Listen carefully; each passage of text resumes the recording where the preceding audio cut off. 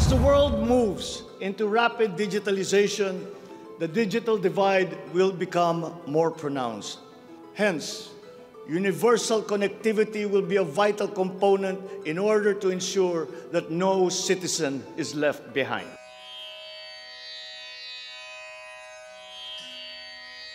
I'm Engineer Manan Butungkay, presently designated as a Provincial Officer of Maguindanao Province in Cotabato City and Information Technology Officer. Alam naman natin lahat nung in terms of ICT, infra, yung pangangailangan ng mga internet, pangangailangan ng CAPDIP, capacity development training, including yung IBPL is EGOV ni local government unit na kinikater namin na meron kaming isang system na ginagamit ng mga local government unit doon sa business processing nila.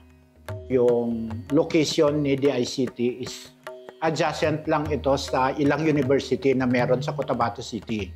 Na alam naman natin ng mga estudyante ngayon is mostly dependent sila sa information, sa research nila sa online.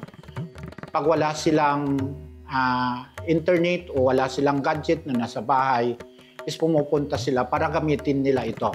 So makikita natin dyan, kung makikita ninyo, pag sa regular days, even sa Saturday, pag during classes is may mga estudyante na pumupunta, hindi lang nagtatambay, kundi nagre-research.